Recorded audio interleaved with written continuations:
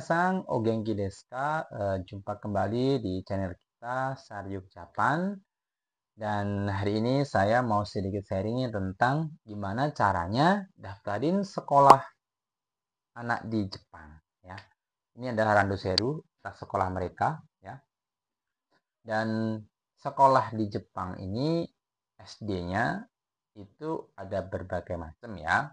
Kayak di Indonesia ada juga sekolah negeri atau sekolah swasta, ada juga sekolah Indonesia. Jadi tiga sekolah SD-nya tinggal kita pilih nih. Anak kita mau di sekolah Indonesia di Jepang ada, mau sekolah negeri, Koritsugaku ada sekolah swasta yaitu Shiritsu. Jadi tinggal pilih sekolah mana yang mau kita tuju. Itu yang pertama. Dan untuk sekolah swasta pasti lebih mahal karena ya udah tahu ya, kayak di Indonesia sama aja. Kalau yang murah itu sekolah, yang bukan murah sih, banyak bantuannya itu sekolah negeri Jepang. Kemudian yang ketiga, sekolah Indonesia yang di Jepang itu kalau bisa masuk situ juga enak karena anaknya juga nggak akan terlalu shock karena pasti ketemu sama teman-teman Indonesia dan juga gurunya guru Indonesia. Jadi lebih nyaman bagi orang tuanya. Jadi silahkan pilih mana yang mau kita tuju sekolahnya. Itu yang pertama banget ya.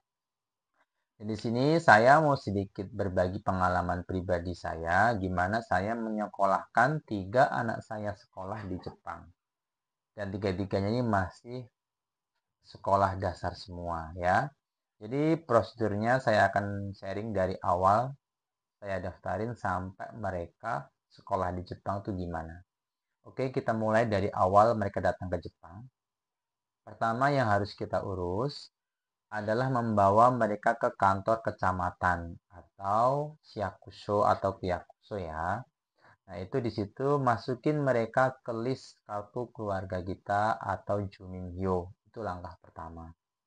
Nah, kemudian bilang juga ke petugas kecamatan bahwa kita mau menyekolahkan anak kita ke Shogaku ya atau sekolah SD. Shogaku ini Hairitai Kodomoga Imas. Jadi nanti mereka akan mengarahkan kita ke staf yang khusus mengurusi tentang masalah anak.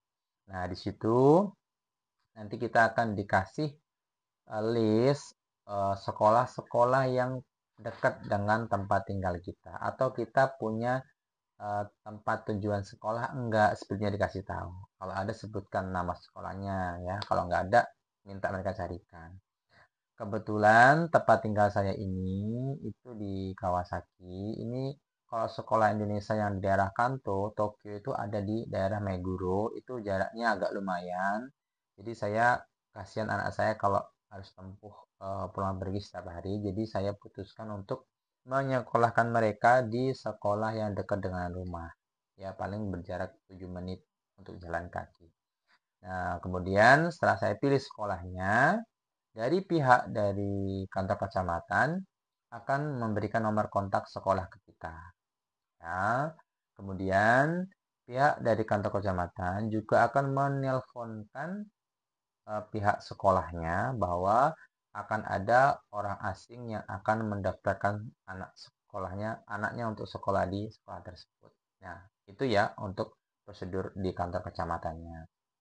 Setelah itu, kita disuruh menelpon sendiri ya ke sekolahannya, bilang aja anak saya mau masuk sekolah, ya. So, konogaku ni kodomo ga hairitai desu, bilang aja gitu sama kocho sensei atau kepala sekolahnya. Nanti akan diatur jadwal janji temu antara kita dengan pihak sekolah. Nah, itu kita datang nih di janji temu tadi hari apa kita datang sekolah. Nah, intinya pada hari itu tepatnya kita bisa sebut itu semacam kayak interview ya. Untuk kita masuk ke sekolah tersebut anaknya. Pada hari itu ya ditanyakan tentang ya sekolah tentang keluarga kita, anak kita udah bisa bahasa Jepang atau belum, anak kita mau masuk sekolah kelas berapa ya, kayak gitu ya. Dan dikasih tahu tentang sekolah itu tuh peraturannya bagaimana ya kayak gitu tentang sekolah intinya ya. Nah, itu kalau sudah anak kita diterima di sekolahan tersebut, nanti kita akan menerima yang namanya Nyugako Shichisho atau surat penerimaan sekolah. Jadi anak kita sudah dapat surat penerimaan sekolah dari sekolahnya tersebut. Nah, surat ini kita bawa ke kantor kecamatan nanti ya. Jadi kita butuh untuk pengurusan selanjutnya. Nanti kalau sudah diterima hari itu juga kita akan menerima namanya Nyugako Shichisho atau surat penerimaan sekolah dari sekolah SD tersebut. Dan pada hari itu juga kita akan ditanyakan anak kita tuh pindahan atau masuk baru ya kayak gitu. Nah kalau kasus saya itu 3 anak ini yang 2 ini pindahan karena udah kelas 4 SD dan juga kelas 2 SD. Yang satu tuh belum karena masih TK jadi satunya nggak ikut daftar cuma 2 aja. Jadi statusnya adalah pindahan ya pindahan sekolah. Nah nanti akan ditanyakan kira-kira siap sekolah di bulan berapa dan tanggal berapa gitu ya. Dan nanti dikasih tahu juga apa aja yang perlu disiapkan untuk masuk sekolah tersebut. Seperti kayak gini randu seru, peralatan-peralatan sekolah dan lain sebagainya. Itu nanti akan dikasih tahu bukunya seperti ini tentang sekolahan tersebut ya. Hokusano Setsumekai. Jadi tentang buku sekolahnya. Nah, kayak saya kemarin minta waktu sekitar 2 minggu untuk menyiapkan keperluan sekolah anak saya. Jadi 2 minggu setelah itu saya udah siap nih untuk anak saya berangkat sekolah. Jadi udah dapat surat penerimaan siswa baru dan juga udah nentuin tanggal berapa anak saya sekolah. Kemudian udah deal ya dari sekolah tersebut. Nah itu suratnya dibawa ke kantor kecamatan lagi. Suratnya tadi dibawa ke kantor kecamatan lagi untuk kita serahkan. Kalau anak saya sudah diterima di sekolah tersebut dan mulai sekolah tanggal sekian bulan sekian. Nah itu jadi udah selesai prosedur untuk pengurusan di kantor kecamatannya. Kemudian tugas kita selanjutnya nanti dari pihak sekolah itu juga ada namanya itu ya kita disuruh membuat bank atau perbankan ya itu bisa lewat kalau kita punya kantor pos juga bisa kalau enggak nanti biasanya ada nama bank yang ditentuin dari pihak sekolah tugasnya apa sih bank apa kita buat itu karena semua biaya yang dari sekolah itu langsung dipotong otomatis dari bank kita jadi memudahkan pihak sekolah ya seperti itu jadi nggak bolak-balik suruh iuran bawa uang dari sekolah ke sekolah enggak jadi langsung dipotong otomatis ya nanti kita dikasih suratnya dari sekolah juga surat dari untuk ke banknya nanti kita isi dan kita uh, langsung datang ke bank untuk buat uh, rekening baru ya untuk bilang aja nanti untuk sekolahan SD nanti udah tahu ya nanti tinggal kita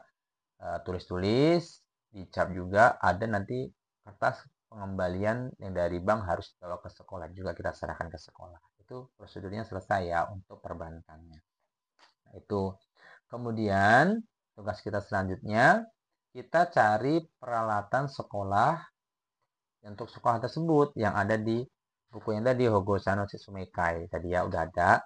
Nah, nanti kita tinggal cari nih apa aja perlengkapannya semuanya sudah ada di sini ya. Tentang gambar-gambarnya, apa aja itu sudah ada semuanya. Bahkan sampai di mana kita belinya sudah ada nama tempatnya. Jadi rekomendasinya di sini loh yang jual itu sudah ada. Jadi kita nggak usah bingung ya. Udah ada tempatnya, bahkan nomor HP-nya udah ada. Jadi tinggal kita datang ke sana. Beda sekolah mungkin beda, tapi yang wajibnya pasti sama seperti Randu Seru seperti ini. Untuk biaya sendiri, waktu datang ke sekolah itu, untuk biaya pendaftaran segala macam itu tidak ada ya, itu murio atau gratis. Ya, yang harus kita siapkan ini yang agak lumayan. Untuk satu anak itu kemarin saya sekitar habis 5 sampai 10 juta untuk satu anaknya untuk membeli peralatan-peralatannya ya. Seperti ini. Jadi kalau ini ya, maaf. Kayak gini ya.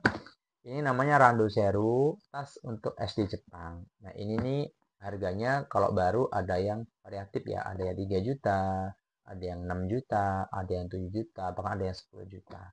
Tapi kita mau beli yang harga berapa kalau baru. Kalau kita mau beli di Cuko atau Second Street itu juga murah, ada yang 1000 yen, 3000 yen. Tergantung kita mau pilih yang second atau yang baru. Dan ini juga ada yang made in Jepang, ada made in China. Ya, seperti itu. Itu namanya Randoseru-nya. Kemudian setelah ini yang paling mahal menurut saya ya. Randoseru ini yang paling mahal. Nah, kemudian yang lainnya seperti topi-topi ya, seperti topi-topi seperti ini, topi Sugakubo kayak gini-gini ini tuh wajib dari sekolahnya juga ditentukan, dan juga tas-tas jinjing itu semuanya udah ada ya. Untuk keperluannya apa aja di buku ini sudah lengkap banget. Nanti kita tinggal cari. Bahkan kalau kita bingung, waktu kita belanja bisa bawa buku ini tunjukin sama petugasnya. Saya mau cariin di mana, nanti mereka akan arahin kita. Jadi gampang ya. Seperti untuk prosedurnya. Kalau sudah selesai, ya tinggal tunggu hari dan tanggal waktu kita tentuin tadi untuk tanggal sekolahnya. Nah, itu selesai ya. Itu untuk sekolah pindahannya. Karena anak saya itu datang di bulan 12 dan siswa pindahan, jadi langsung masuk, nggak perlu acara-acara yang lain. Nah, beda sama anak saya yang nomor 3, itu dia karena datang ke Jepang itu masih habis lulus TK, jadi nggak langsung bisa masuk. Nanti dia masuk ikut ajaran baru di bulan 4. Jadi di Jepang ini untuk ajaran baru sekolah SD-nya itu di bulan 4. Ya, jadi untuk anak yang saya yang nomor 3 itu saya daftarin masuk siswa baru kelas 1 baru ya, dan itu harus di bulan 4. Jadi masih ada waktu 4 bulanan untuk menyesuaikan di sini ya tentang bagaimana situasi Jepang ya, kultur budaya, cuaca gitu. Nah, gimana Kak untuk masalah anak yang nggak bisa bahasa Jepang sama sekali? Untuk anak saya itu tiga-tiganya tidak bisa bahasa Jepang sama sekali, ya. Nol ya. Dan kekhawatiran tuh pasti ada bagaimana cara mereka belajar di sekolah nanti, apa namanya, bisa nangkap atau enggak, ya apalagi udah kelas 4 SD gimana nih. Nah, untuk sekolah Jepang yang tempat saya ini, alhamdulillah sangat welcome banget. Di saat mereka belajar, untuk awal-awal itu ada namanya guru pendamping. Nanti mereka akan duduk di samping anak kita, dan itu membawa laptop ataupun alat translate untuk ngasih tahu anak kita. Jadi kalau guru menjelaskan apa, mereka akan translate ke bahasa Indonesia dan dikasih tahu ke anak kita. Segitu telatennya mereka untuk mensupport orang asing untuk sekolah di Jepang. Karena memang anak di Jepang ini yang sekolah SD itu sudah semakin menurun ya, populasinya orang Jepang yang untuk mempunyai anak itu semakin sedikit. Jadi mereka benar-benar support banget karena banyak sekolah yang tutup karena nggak punya murid ya. Jadi kalau ada yang daftar tuh mereka akan senang banget. Nah, jadi disupport seperti itu ya. Jadi kita tetap tenang walaupun anak kita nggak bisa bahasa. Dan di sela-sela pelajaran satu hari itu, mereka sekolah biasanya dari pagi sampai jam 2 siang. Itu di sela-selanya tuh diambil 1 jam untuk masuk ke kelas khusus orang asing, dan itu isinya hanya orang asing semua. Itu diajarin tentang bahasa Jepang. Jadi mereka tuh memang selain sekolahnya ada pelajaran sendiri, ada sekolah bahasanya sendiri untuk orang asingnya. Kebetulan di tempat tinggal saya ini ada kalau nggak salah 5 orang asing ya, seperti orang Filipina, Vietnam, dan anak saya itu orang Indonesia pertama di sekolah tersebut. Nah, itu ya apa ya, seteliti itu mereka untuk memperhatikan orang asing sekolah di sekolah Jepang. Dan karena anak saya itu, karena kita semua orang Muslim, jadi saya juga utara ini anak saya tidak bisa makan bento di sekolah ya, karena bento orang Jepang biasanya kan nggak bisa kita makan bagi orang Muslim. Jadi boleh nggak saya bawa bento sendiri? Dan alhamdulillah dari pihak sekolah juga mengizinkan saya membawa bento sendiri. Anak-anak saya bawakan bento sendiri boleh ya. Karena untuk setiap bulan itu ada uang yang harus kita bayar untuk bentonya. Bento di sekolah itu paket ya, bento dan susu itu satu paket. Nah, itu kisaran satu bulan 6 sampai 7 ribu biaya untuk bentonya. Untuk biaya yang lain nggak ada ya. Untuk pendaftaran itu nggak ada, jadi cuman bayar bento. Dan ada plus tambahan biaya untuk kalau di bulan itu ada kegiatan-kegiatan sekolah, khususnya dia mau acara ya apa namanya, Kenggaku untuk pergi kemana, museum atau apa tuh ada biaya tambahannya itu aja. Dan anak saya nggak bisa makan bento Jepang, jadi saya hanya bayar untuk susunya aja atau gyunya aja sekitar 1.200 atau 2.000 yen per bulannya. Itu ya. Dan karena keluarga saya semua muslim, jadi saya juga kasih tahu kalau dia perlu ibadah sholat. Jadi kalau lewat pulang jam 3. Kalau untuk kelas 4, 5 itu biasanya sampai jam 3 sore. Itu mereka menyediakan juga tempat untuk sholat anak saya. Walaupun itu baru pertama kali di sekolah, tapi mereka mengerti dan mau menyediakan tempat untuk sholat. Jadi benar-benar terima kasih banget dan alhamdulillah ya, tertolong banget lah sebagai orang muslim ya di Jepang ini. Jadi mereka toleransinya sangat tinggi banget. Nah, itu untuk prosedurnya ya, untuk sekolahnya. Jadi untuk yang pindahan tadi langsung bisa berangkat sekolah di tanggal dan bulan yang ditentukan. Dan untuk yang kelas 1 baru itu harus di bulan 4 karena masuknya ajaran baru di Jepang di bulan 4. Dan untuk siswa baru itu ada namanya New Gakushiki, itu upacara penerimaan siswa baru di Jepang. Itu ada upacaranya dan mereka memakai baju formal semua ya. Orang tuanya, anaknya semuanya memakai baju formal semua. Contohnya bajunya seperti ini, saya ambilkan contoh sebentar. Nah, ini ya. Ini adalah contoh baju untuk Nyugakushiki anak saya kemarin. Nah, ini untuk contohnya Nyugakushikinya. Ini dijualnya sekitar macam-macam ya, antara 1.200.000 sampai 1.500.000. Ada juga yang 900 juga ada. Jadi bermacam-macam, tinggal kita pilih aja. Ini namanya baju untuk Nyugakushiki. Nah, ini wajib ya untuk pertama siswa kelas 1 yang mau masuk di sekolah Jepang. Nah, seperti untuk baju hariannya sekolah, mereka nggak ada ya, nggak ada seragamnya karena mereka Koritsu untuk sekolah negeri Jepang biasanya untuk berangkat sekolah itu bajunya bebas.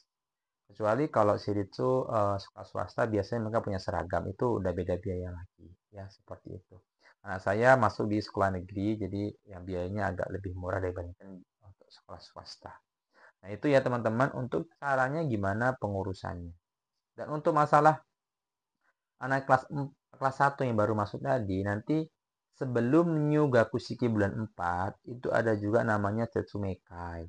Tetsumekai itu pemberitahuan tentang gimana masuk sekolah tadi, siswa baru. Jadi ada kumpulan lagi sebelum bulan 4 itu, sebagai wali-wali muridnya datang semua, dijelaskan ulang kayak tadi ya, kita akan terima lagi kayak surat-surat pemberitahuan tentang sekolah, pokoknya semuanya tentang sekolah dikasih lagi.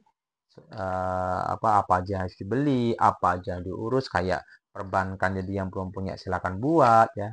Kayak gitu-gitu aja. Tapi kita nggak perlu ke kantor kecamatan lagi karena sudah diurus di awal. Ya, jadi udah oke ya, udah beres. Nah, untuk pemberitahuan ya, kalau memang kalian pas datang ke Jepang itu kalau bisa membawa surat kesehatan anak yang kalau anak kita dari Indonesia kan ke bidan itu ada buku Pingdu, itu anak kita pernah vaksin MR atau apa itu semua ada di situ ya. Kalau bisa itu dibawa, nanti kan kita dapat surat vaksin ya, seperti ini ya. Ya, Yoboshesu namanya. Yoboshesu adalah surat vaksin. Jadi anak kita nanti ada pemberitahuan vaksinnya juga ya. Kita udah pernah vaksin apa aja, nanti kita kasih tahu melewati buku kesehatan tersebut. Itu ya teman-teman yang mau diurus. Ini Randoseru yang kuning ini biasanya dibawa untuk anak kelas 1 yang baru masuk ya. Kalau untuk anak kelas 4, kelas 5 biasanya udah nggak ada pakai kayak gitu-gitu ya, udah aman. Dan ini lumayan berat ya, teman-teman ya. Jadi anak-anak memang harus mandiri. Oh iya, untuk berangkat sekolah sendiri, anak-anak di Jepang ini nggak boleh dianterin sama orang tuanya. Walaupun kelas 1 SD, mereka hanya boleh diantar kurang lebih sekitar 1 minggu pertama. Setelah itu mereka harus berangkat sendiri dan pulang sendiri, nggak boleh diantar dan jemput. Biar mereka mandiri. Nah, kalau kita takut, itu tuh awalnya mereka itu sebelum berangkat sendiri tuh di jalur dari sekolah ke rumah itu ada namanya Sugakuro atau namanya jalur sekolah. Itu ditempatkan staf-staf sekolah biasanya ya, dari petugas PTI atau apa, itu ada petugasnya yang memastikan anak-anak ini sampai sekolah dengan selamat. Nah, itu ada, jadi kita sebagai orang tua juga tenang ya, kayak gitu. Untuk anak yang agak susah ditinggal orang tua biasanya masih dikasih waktu toleransi ya untuk nganterin, tapi nggak lama, habis itu juga nggak boleh dimarahin kalau sampai dianterin. Jadi nggak heran kalau di Jepang kita lihat anak kecil masih kelas 1 sudah berangkat sendiri, berani, itu nggak heran karena pendidikannya dari awal memang udah seperti itu. Oke teman-teman, segitu dulu saya bagi sharingnya tentang pengalaman saya menyekolahkan anak saya dari sekolah Indonesia ke Jepang. Mudah-mudahan bisa bermanfaat dan teman-teman yang punya informasi lain bisa tambahkan di kolom komentar ataupun teman-teman yang ingin tahu tentang sekolah Jepang anak-anaknya gimana bisa komen juga nanti kalau saya bisa jawab pasti saya akan jawab. Oke teman-teman, mudah-mudahan bermanfaat informasinya untuk teman-teman yang mau ke Jepang, mudah-mudahan dilancarkan. Oke, jangan lupa like, komen, dan subscribe. Sampai jumpa di informasi tentang Jepangan yang lain ya. Oke, jangan mata nih.